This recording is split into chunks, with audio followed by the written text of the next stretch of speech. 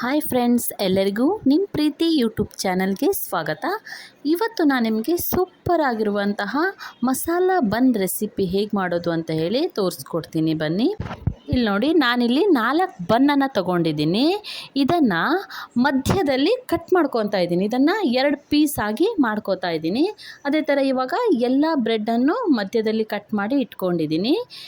ಇವಾಗ ಒಲೆ ಮೇಲೆ ಒಂದು ತವಾ ಇಟ್ಟು ಅದಕ್ಕೆ ಸ್ವಲ್ಪ ತುಪ್ಪವನ್ನು ಹಾಕಿ ಕಟ್ ಮಾಡ್ಕೊಂಡಿರುವಂತಹ ಬನ್ನನ್ನು 2 ಕಡೆ ಸ್ವಲ್ಪ ಸ್ವಲ್ಪ ಫ್ರೈ ಮಾಡ್ಕೋಬೇಕಾಗತ್ತೆ. 2 ಕಡೆ ಇವಾಗ ಅದೇ ಬಾಣಲಿಗೆ ನಾನು ಸ್ವಲ್ಪ ಎಣ್ಣೆನ ಹಾಕಿ, ಎಣ್ಣೆ ಬಿಸಿ ಆದಮೇಲೆ 1 ಸ್ಪೂನ್ ಜೀರಿಗೆ, 2 ಚಿಕ್ಕದಾಗಿ ಕಟ್ ಮಾಡ್ಕೊಂಡಿರುವಂಥ ಈರುಳ್ಳಿ, ಹಾಗೆ ಸ್ವಲ್ಪ ಕರಿಬೇವು ಮತ್ತು ಶುಂಠಿ ಬೆಳ್ಳುಳ್ಳಿ ಪೇಸ್ಟ್ ಅದನ್ನು ಹಾಕಿ ಚೆನ್ನಾಗಿ ಶುಂಠಿ ಬೆಳ್ಳುಳ್ಳಿ ಪೇಸ್ಟ್ ಹಸಿ ಸ್ಮೆಲ್ ಹೋಗೋವರೆಗೂ ಚೆನ್ನಾಗಿ ಫ್ರೈ ಮಾಡ್ಕೋಬೇಕಾಗುತ್ತೆ.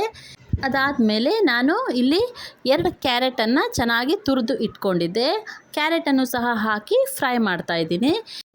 ಇದು ಫ್ರೈ ಆದಮೇಲೆ ಇದಕ್ಕೆ ನಾನು ಚಿಕ್ಕದಾಗಿ ಕಟ್ ಮಾಡ್ಕೊಂಡಿರುವಂತಹ ಟೊಮೆಟೊವನ್ನು ಸಹ ಸೇರಿಸ್ತಾ ಇದ್ದೀನಿ. ಟೊಮೆಟೊವನ್ನು ಹಾಕಿ ಫ್ರೈ ಮಾಡ್ಕೋತಾ ಇದ್ದೀನಿ. ಇದು ಚೆನ್ನಾಗಿ ಫ್ರೈ ಆಗಬೇಕಾಗುತ್ತೆ. ಈ ಟೈಮಲ್ಲಿ ಇದಕ್ಕೆ ಸ್ವಲ್ಪ ಉಪ್ಪನ್ನು ಸೇರಿಸೋದ್ರಿಂದ ಬೇಗ ಫ್ರೈ ಆಗುತ್ತೆ. ಇವಾಗ ಇದಕ್ಕೆ 1/4 ಸ್ಪೂನ್ ಅರಿಶಿನ, ನೆಕ್ಸ್ಟು 1 ಸ್ಪೂನ್ ಧನಿಯಾ ಪುಡಿ, ನೆಕ್ಸ್ಟು 1 ಸ್ಪೂನ್ ಖಾರದ ಪುಡಿಯನ್ನು ಹಾಕಿ ಫ್ರೈ ಮಾಡ್ಕೋತಾ ಇದ್ದೀನಿ. ಮಕ್ಕಳು ಪ್ರತಿದಿನ ಸ್ಕೂಲಿಗೆ ಹೋಗಿ ಬಂದ ತಕ್ಷಣ ಏನಾದರೂ ಸ್ನ್ಯಾಕ್ಸ್ ಕೇಳ್ತಾರೆ. ಆ ಟೈಮಲ್ಲಿ ನಾವು ಈ ಥರ ಈಸಿಯಾಗಿರುವಂತಹ ಸ್ನ್ಯಾಕ್ಸ್ ರೆಸಿಪಿಯನ್ನು ಮಾಡಿಕೊಡೋದ್ರಿಂದ ಮಕ್ಕಳು ಸಹ ತುಂಬಾ ಖುಷಿ ಪಡ್ತಾರೆ. ಸೊ ಇವಾಗ ನೋಡಿ, ಇದು ಫ್ರೈ ಆಗಿದೆ. ಇವಾಗ ಇದಕ್ಕೆ ನಾನು ಸ್ವಲ್ಪ ನೀರನ್ನು ಮಿಕ್ಸ್ ಮಾಡಿ ಇದನ್ನು ಸ್ವಲ್ಪ ಬೇಯೋದಕ್ಕೆ ಬಿಡ್ತೀನಿ. ಒಂದು 2 ಮಿನಿಟ್ಸ್ ಇದನ್ನು ನೀವು ಬೇಯಿಸ್ಕೊಂಡ್ರೆ ಸಾಕಾಗುತ್ತೆ. ಯಾಕಂದರೆ ಇದು ಆಲ್ರೆಡಿ ಚೆನ್ನಾಗಿ ಫ್ರೈ ಆಗಿದೆ. ಇವಾಗ ನಾನು ಇದನ್ನು 2 ಮಿನಿಟ್ಸ್ ಬೇಯಿಸಿದ್ದೀನಿ. ಲಾಸ್ಟಲ್ಲಿ ಇದಕ್ಕೆ ಸ್ವಲ್ಪ ಕೊತ್ತಂಬರಿ ಸೊಪ್ಪನ್ನು ಸೇರಿಸಿದ್ರೆ ಇವಾಗ ಮಸಾಲೆ ರೆಡಿ ಆಗುತ್ತೆ. ಈ ಮಸಾಲೆಯನ್ನು ನಾವು ಆಲ್ರೆಡಿ ಫ್ರೈ ಮಾಡಿ ಇಟ್ಕೊಂಡಿರುವಂತಹ ಬನ್ನಿನ ಒಂದು ಭಾಗದಲ್ಲಿ ಇದನ್ನು ನಾವು ಚೆನ್ನಾಗಿ ಇಟ್ಕೋತಾ ಹೋದರೆ ಆಯಿತು.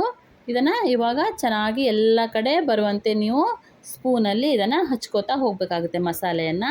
ಇಲ್ಲಿ ನೋಡಿ, ನಾನು ತೋರಿಸ್ಕೊಡ್ತಿದ್ದೀನಲ್ವ, ಈ ಥರ ಹಚ್ಕೋಬೇಕು.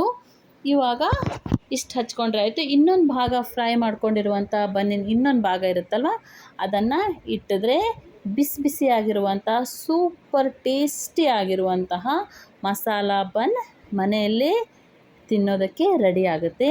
ಖಂಡಿತ ಫ್ರೆಂಡ್ಸ್, ನೀವು ಇದನ್ನು ಒಂದು ಸಲ ಮನೆಯಲ್ಲಿ ಟ್ರೈ ಮಾಡಿ ಹೇಗೆ ಬಂದಿದೆ ಅಂತ ನನಗೆ ಕಮೆಂಟ್ ಮಾಡಿ ತಿಳಿಸಿ. ನಿಮಗೇನಾದರೂ ನಾನು ಮಾಡಿರುವಂತಹ ಅಡುಗೆ ವಿಡಿಯೋ ಇಷ್ಟ ಆದರೆ ಪ್ಲೀಸ್ ಒಂದು ಲೈಕ್ ಮಾಡಿ, ಸಬ್ಸ್ಕ್ರೈಬ್ ಮಾಡ್ಕೊಳ್ಳಿ ಫ್ರೆಂಡ್ಸ್.